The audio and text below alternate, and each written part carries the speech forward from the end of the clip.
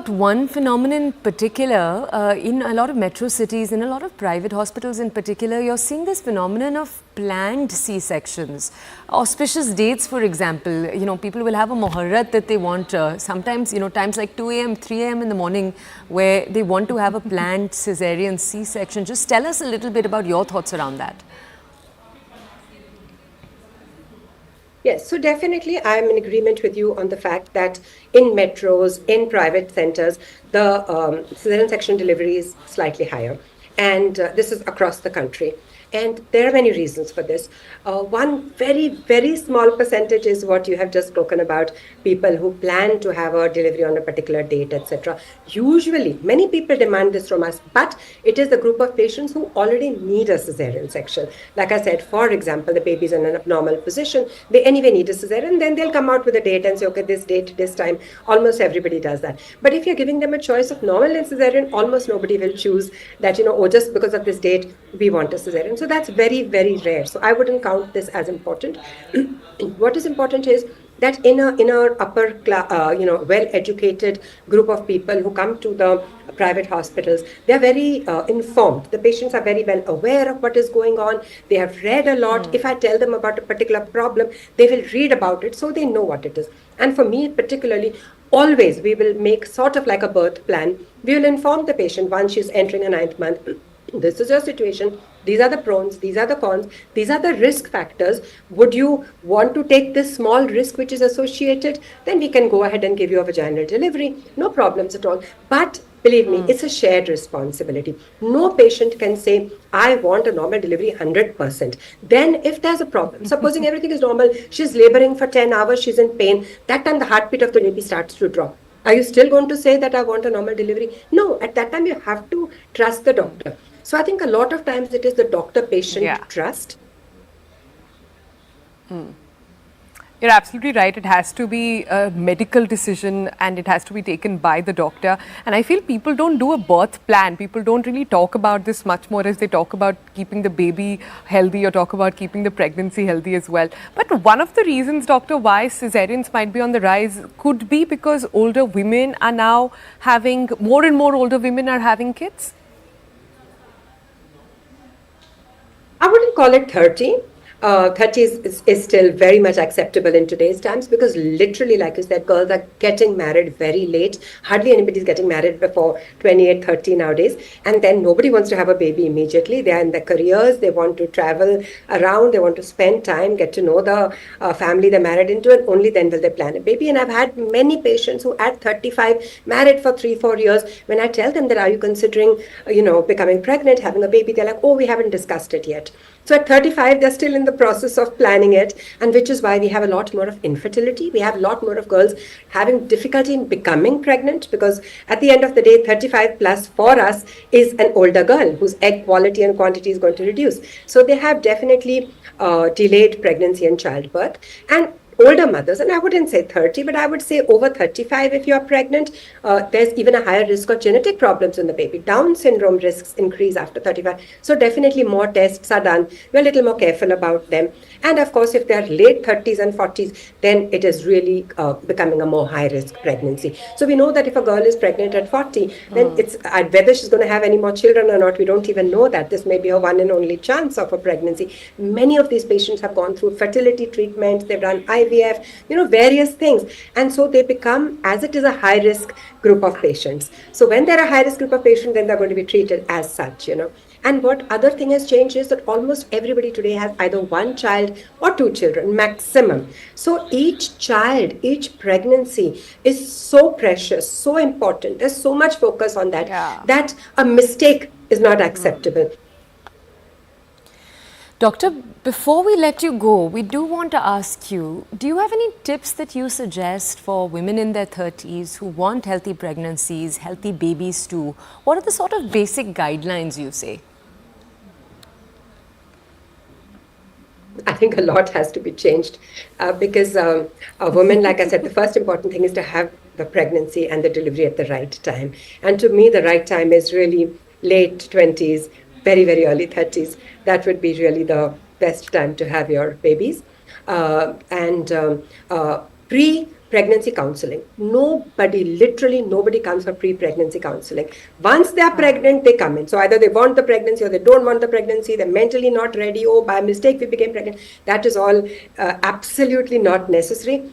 Pre-pregnancy counseling, pre-marriage counseling, that doesn't exist in India. It should be. When you get married, before you get married, come there, show us, do you have thalassemia, do you have problems, do you have thyroid, do you have this? Let us correct everything. Let's put you into perfect health before you become pregnant. Once you're pregnant, then they come with big fibroids, which they didn't know they had. They come with thyroid, they come with diabetes, they come with blood pressure. They never knew they had all that because they've never come for a pre-pregnancy test. So whose fault is that?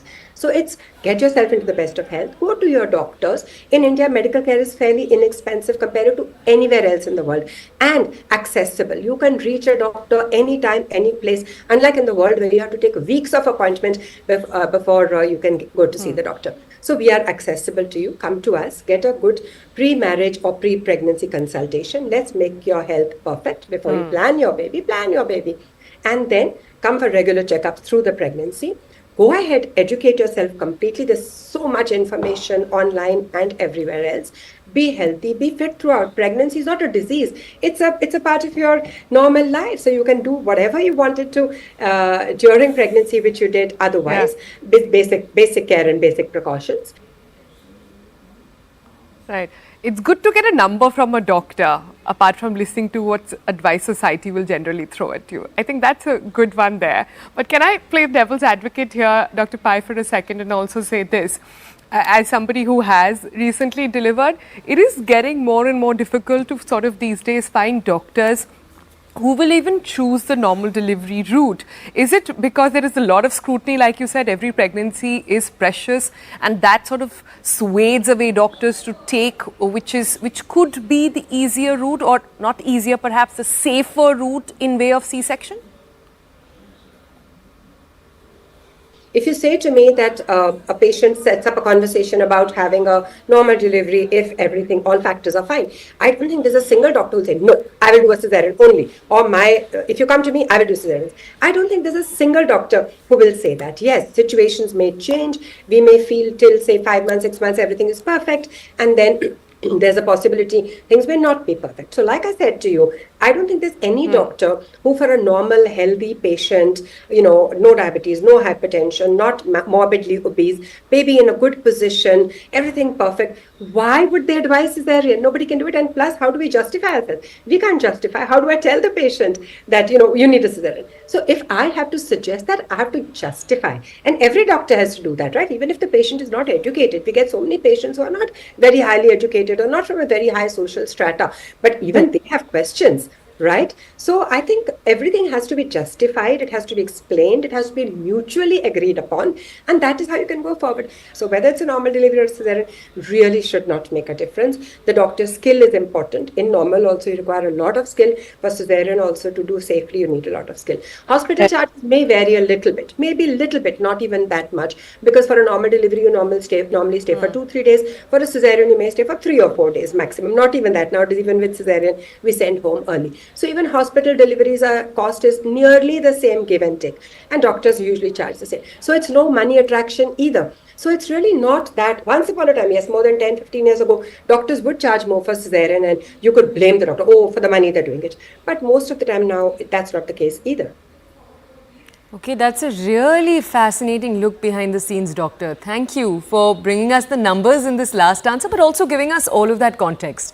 Now, here on TBC, we love to bring you, our audiences, holistic health. So, apart from having a doctor on, we've also got Ritu Malhotra.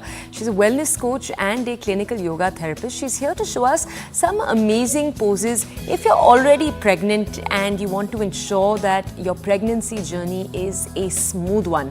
She's going to break down for you what you can do in each of your trimesters. These poses are designed to support a healthy pregnancy. Take a look. So the first thing I'm going to showcase is how to breathe right. Now what I always emphasize, and I'll talk about it again, is your breath. So when you have a baby inside, the basic thing that the baby needs is your breath.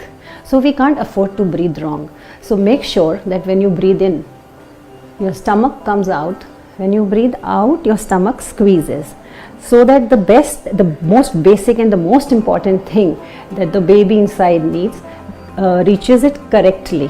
So we'll talk about Anulom Vilom. Keep one hand on your stomach. You're going to breathe together with your baby, and we are going to do Anulom Vilom.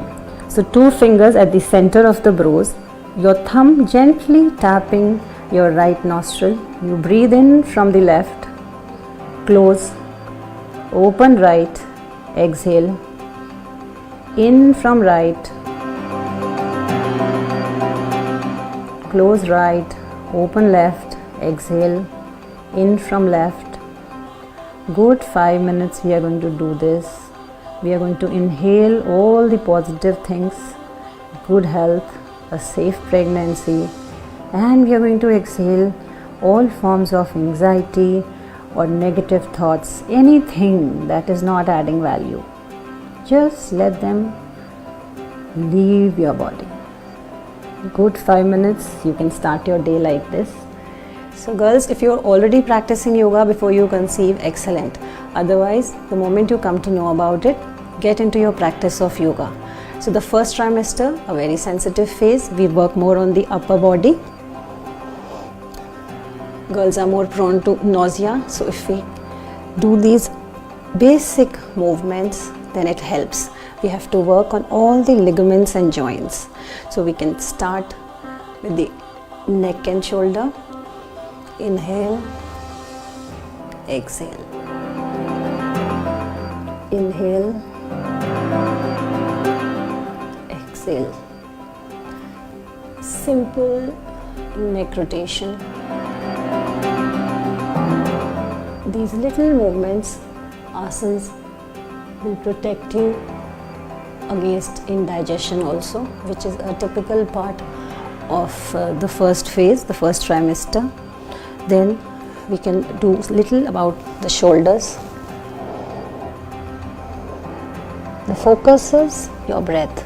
And coming to this second trimester, where you're more prone to have some heaviness, some pain, some discomfort in your pelvic area. So we are going to do more of butterfly, very gently. So like I said, we are going to work now in the second trimester more on the lower body. Gently, focused on your breath. Then lie down on your back, placing each and every vertebra on the floor. Yeah. Hold your leg. Create this gentle movement. Inhale, exhale. Inhale, exhale. You can do 10 times each leg. So the third trimester, labor preparation. We are going to come on all fours. The gap in your knee, in your hands and in your toes is the same. Inhale. Push in your stomach and up your neck. Hold. Exhale. The back moves towards the ceiling, stomach in. Inhale.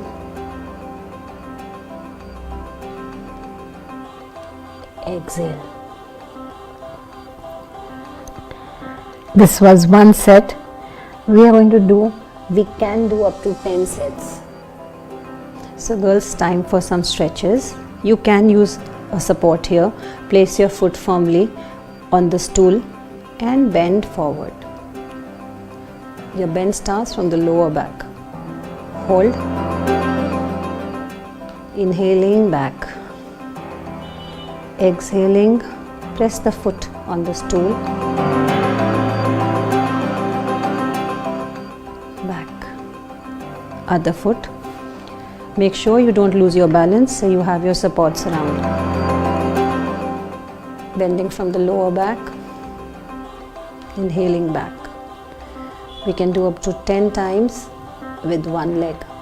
So of course there's a big belly, there's uncertainty, there's discomfort, there's anxiety. But trust me girls, it will all be worth it. Hold this pose for as long as you comfortably can. Slowly back. Turn in your feet. You can do it 3-4 times. All right, so all you ladies out there, time to think about your biological clock. But this is just to say, not to put any pressure on anybody at all. We are in the age of medical marvels, and a lot happens now. So this entire segment is not to put you on the edge and making you start thinking about the clock is ticking at all. The good part is that you need to talk to your doctor and plan pregnancy and do that well. On that note, let's take a break. When we come back on the other side, we'll bring you an inspiring story of a young millennial who has won Mr. Ratan Tata's heart. Who is Shantanu Naidu? How is this social entrepreneurship coming of age with Gen Z and millennials? That's coming up in a moment from now.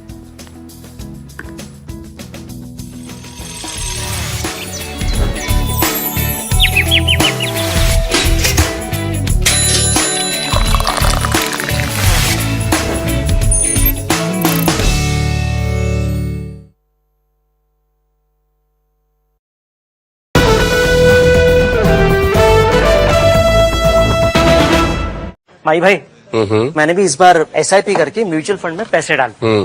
तो मुझे ये जानना था कि KYC का चक्कर क्या है। म्यूचुअल फंड सही है .com या अपने म्यूचुअल फंड की वेबसाइट पे जाओ, पैन नंबर डालो और सिर्फ इतना देखो कि तुम्हारा केवाईसी स्टेटस रजिस्टर्ड है या वैलिडेटेड। रजिस्टर्ड हो तो आधार और पैन कार्ड के साथ अपना केवाईसी वैलिडेट करो, जरूरी है और ज्यादा वक्त भी नहीं लगता। और वैलिडेटेड हो तो सही है। सही है माई भाई, अब तक इन्वेस्ट किया ना हो तो केवाईसी कर लो और मैदान में उतरो। सही है। म्यूचुअल फंड निवेश बाजार जोखिमों के अधीन है। योजना से जुड़े सभी दस्तावेजों को ध्यान से पढ़ें।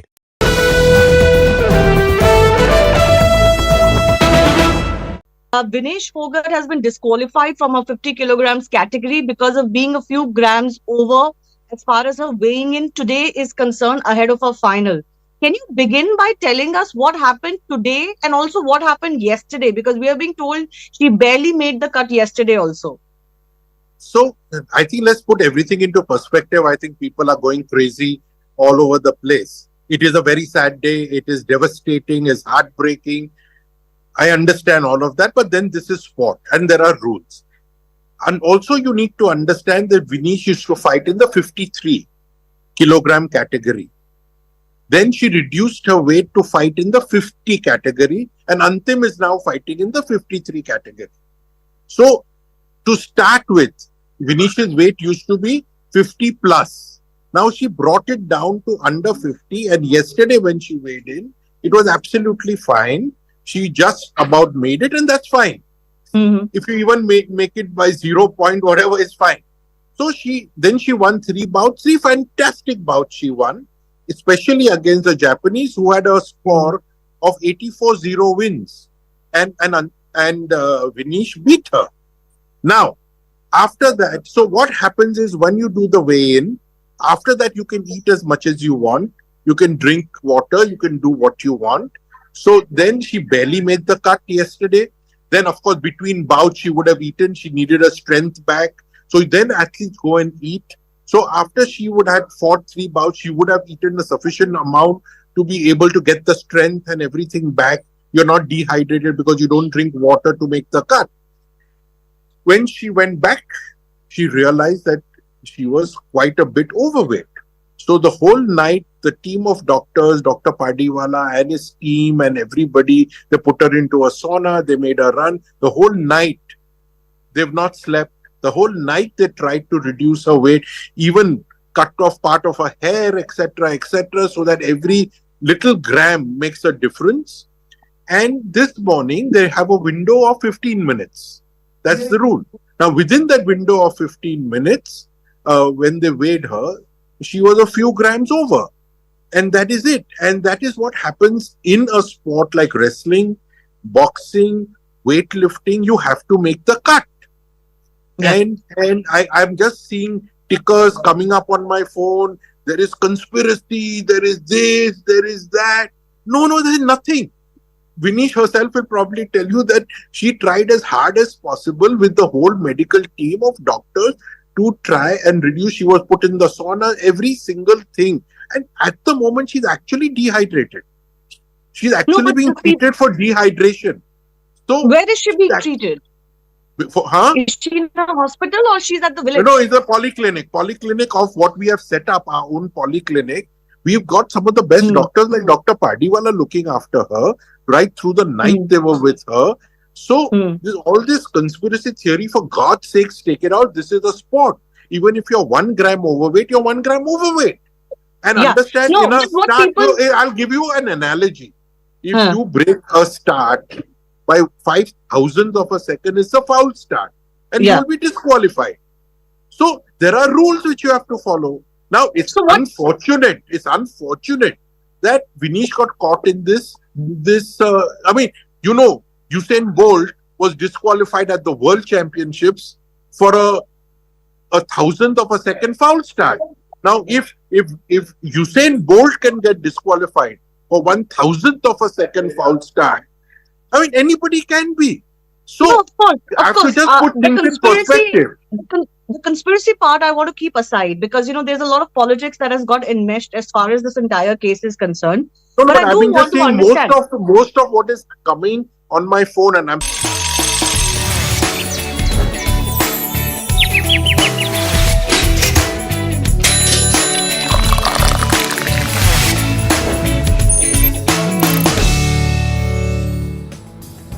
Welcome back. Our person of interest today is one of the most talked about millennials in the country.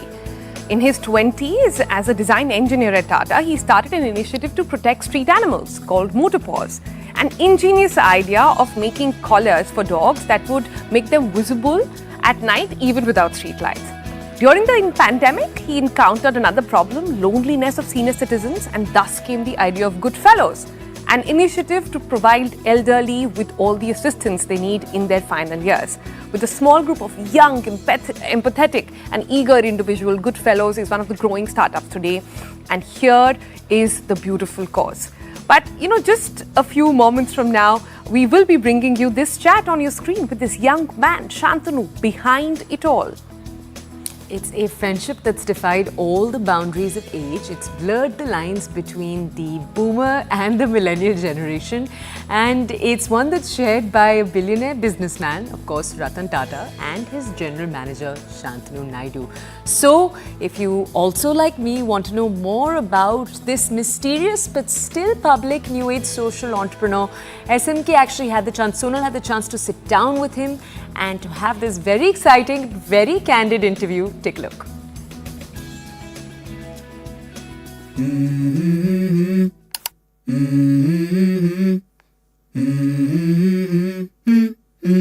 Let's go.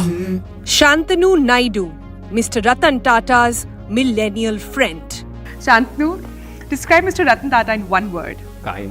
One trait that you have displayed perhaps to have had this journey at the Tata Group. Curiosity. Talking about inspirational entrepreneurs, name some for us. Bhavish Agarwal is definitely one of them. One word for 70 hours working week comment. Personal choice. As a millennial, one word for social media. That's a tough one. Silence, that's what I'm getting. One word for AI. Responsibility again. The idealization culture is what is the issue. So we always want someone else to give us the answer that how many hours should I be working, and then someone who you look up to says these many hours you should be working, and then you want to follow just that. The person joining us next, his designation is that of a general manager at Tata, but his identity largely is that of a social entrepreneur. He is an author, he is also a singer, but the one thing you know him most for is being Mr. Tata's millennial friend. Shantanu, thank you so much for joining us and talking to us. Is that a fair introduction to what your life is? Heavier than what I would like, but fair. Okay. Nice to be here. Shantanu, I'm quite intrigued by the different projects that you've been picking up, working with the Tata Trust. It is about, older people, lonely people at one hand, it is about strays and dogs the other. At a time, you're what, 30, right? Yeah, 31. You're 31. You're almost my age, and this is the age for a lot of entrepreneurs and startup owners as well. At a time when you have an entire generation which is looking at valuation, startups, and doing path-breaking stuff at AI, what keeps bringing you back to this sort of social entrepreneurship, or to do more for others than actually your bank balance? I think entrepreneurship is the pursuit of picking a problem and solving it. Picking a really tough problem and solving it, and all the profitable startups, and kudos to them for having done what they have. They have picked a problem, they've solved it successfully and made it profitable, which is a very successful enterprise, which is something I really respect and appreciate. For me personally, picking that particular problem to solve has always been about the problem that resonates with me on an emotional level, on a value system level. That is the only incentive that allows me to try and solve it.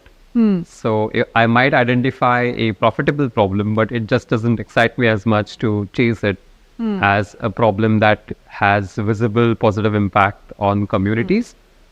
So the valuations, entrepreneurship, and the breakneck ecosystem that we have should exist and should thrive, and it is an important and integral part of our Indian youth, our economy in the future. But as far as social entrepreneurship is concerned, it's just a personal thing that I just need to pick a problem where I can see communities getting impacted positively. I see. I have an observation to make. You are 30, in your 30s. Yeah. You sound like you are 45. Your vision is that of a much older person. Where is all this coming from, Shantanu? I really don't know. If you literally mean sound, I have a cold today. So, but I don't know. I couldn't answer that myself. I think I have been privileged enough to be put into situations where I'm exposed to people who are quite senior in the industry, which allows me to perhaps absorb as much as I can. So I think I have an advantage in that sense.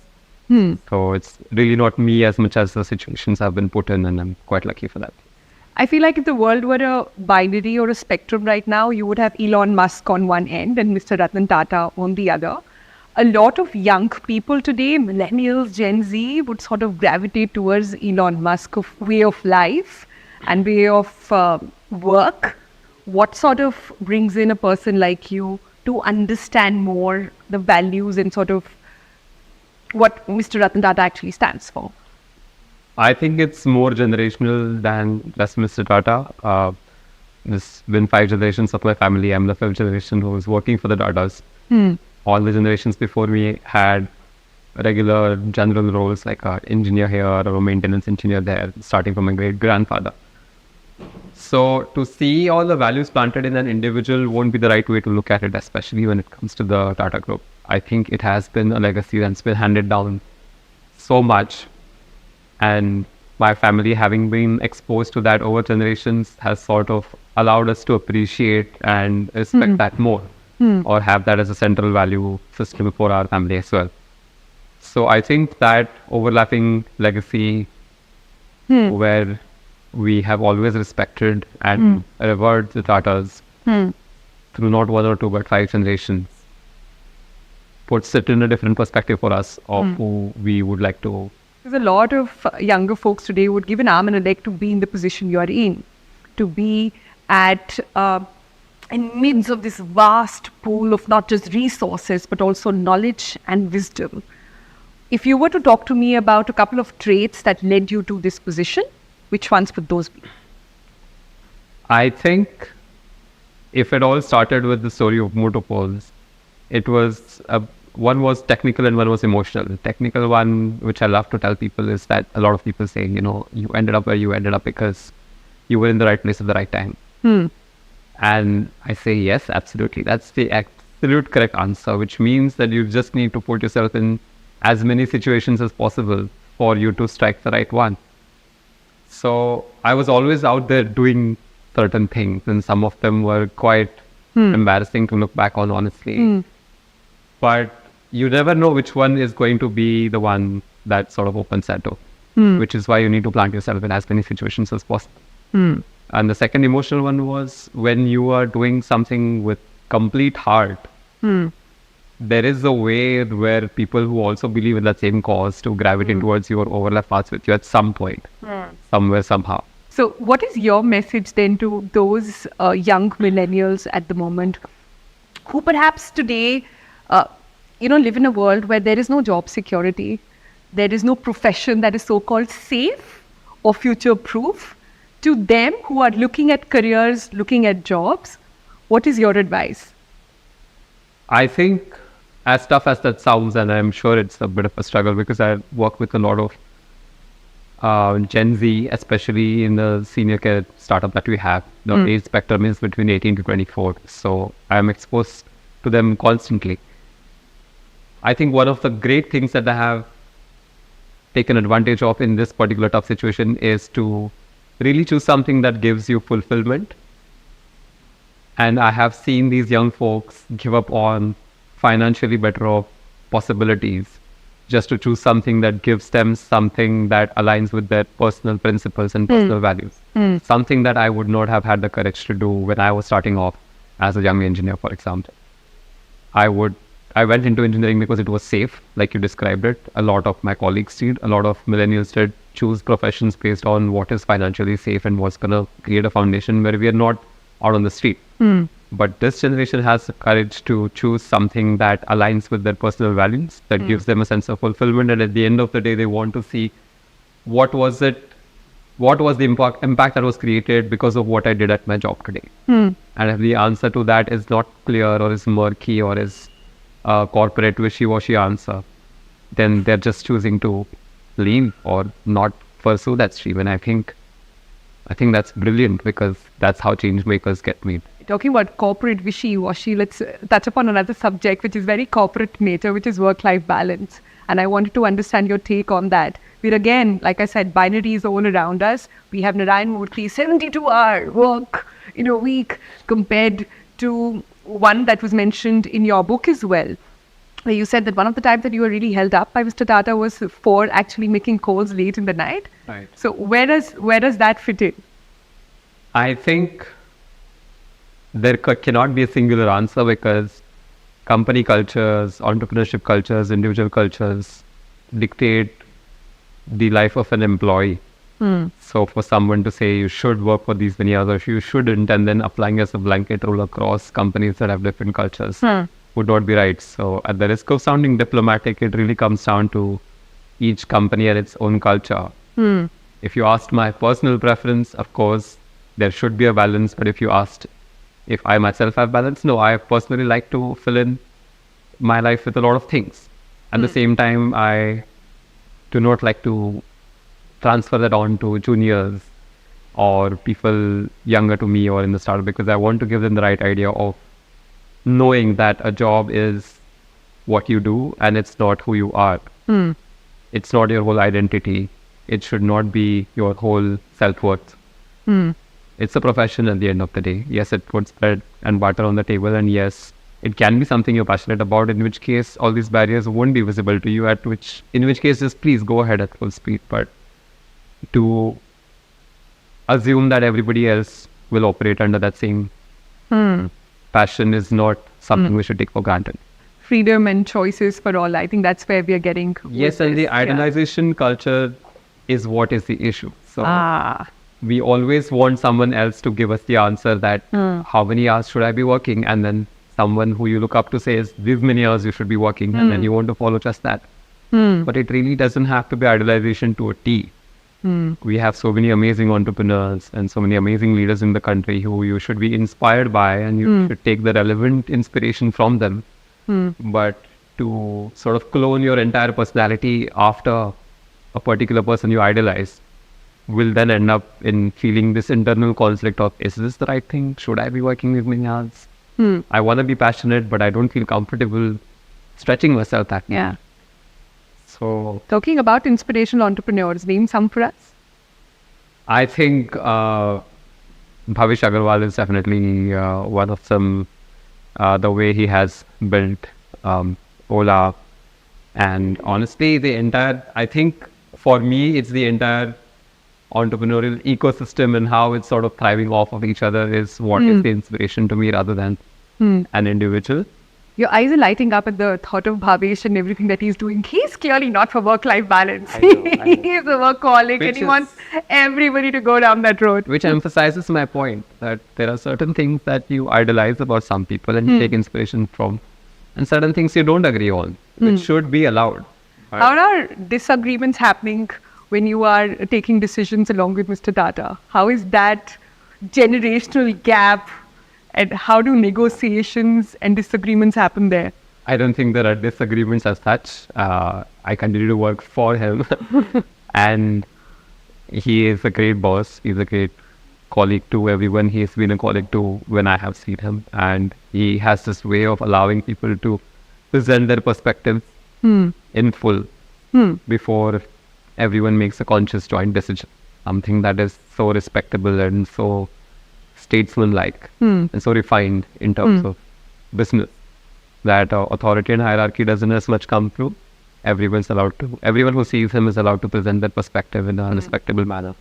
All right, enough of diplomatic answers over there. I'm expecting some fast-paced action now, Shantanu. Things that your generation I am not good at this. Describe Mr. Ratan Tata in one word. Kind.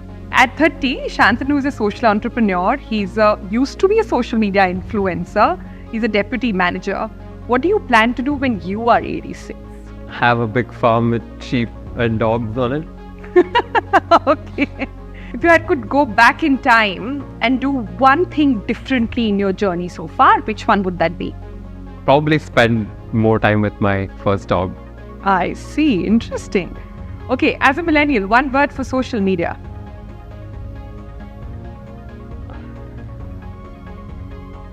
That's a tough one. Silence. That's what I'm getting. That's the So many word. aspects that are evolving every day. One word. Responsibility. Okay.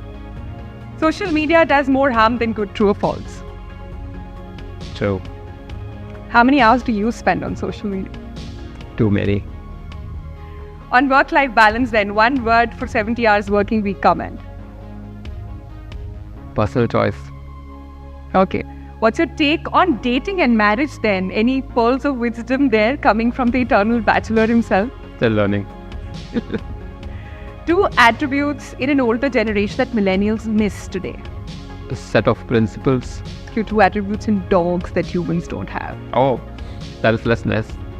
Living in the moment. Okay. One word for AI. Responsibility again.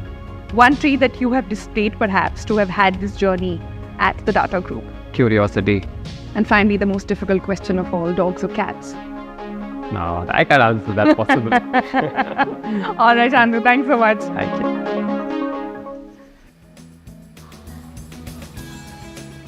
All right, fun chat over there with Shantanu Naidu, and you can watch the detailed, and it's a longer interview on TBC Extra. You can log on to CNN News 18 YouTube channel and get a glimpse of Shantanu's life over there.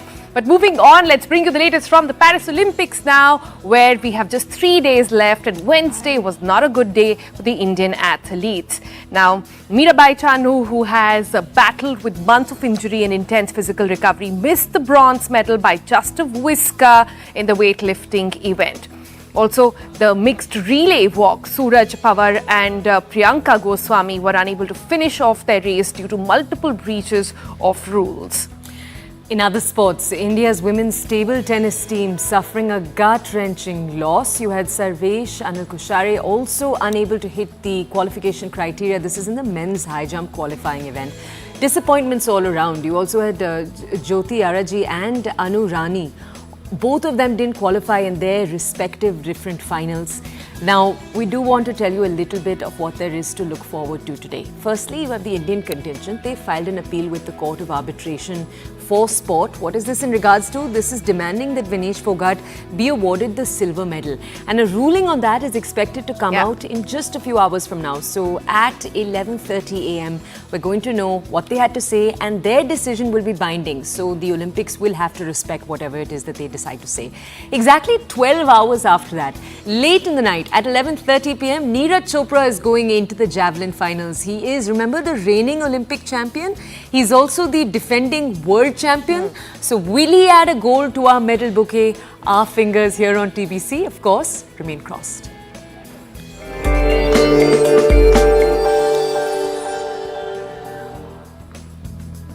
All right, next we bring you a special segment on the financial markets powered by Money Control Pro, Money Control's premium destination for investing and business insights. Let's start with markets first up. Well, GIFT Nifty trends point to a negative opening for Indian equities. US stocks fell, also dragged by tech shares, and weak demand at US Treasury bond sale made investors wary. Asian stocks, on the other hand, are trading lower ahead of trade data from Japan. Meanwhile, RBI rate decision. RBI expected to keep policy rates unchanged so far, but may likely change stance, and that will impact the markets as well. And next, we're bringing you a look at sectors with this interesting read on the severe heat wave this summer. It was a mixed blessing for India Inc. Mobility of people was obviously severely impacted, and that did impact some sectors. But at the same time, the scorching summer was a blessing, you can imagine, for air conditioner players. Will they continue to do well even as the heat wave is behind us, as the monsoon is around the corner? You can log into Money Control Pro to find out more about India's air conditioner firms, their growth, what lies for them in the next few months, and of course more actionable insights. Money Control Pro is the premier destination for all the investing views and financial insights you're ever going to need.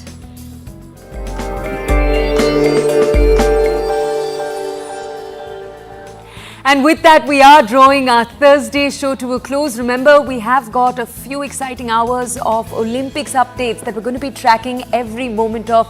Our wishes, of course, with our players.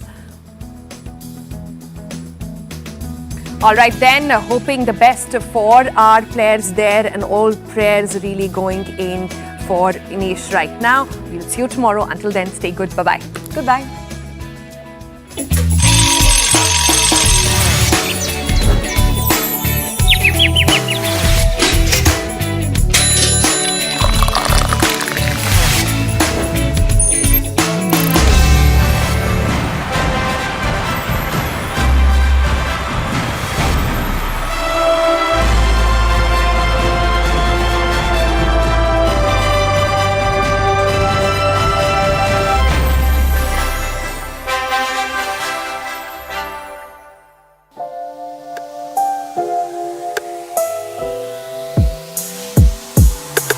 This is our brand new show, Take 3. Why 3? Because 3 editors of News 18 will be sitting around a table like this and brainstorming about some of the biggest issues in the week gone by.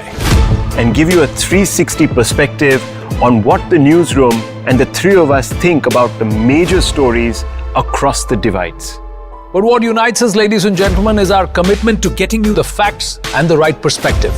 See you on Take 3. Saturday 8:30 p.m, Sunday 9:30 p.m. on CNN News 18.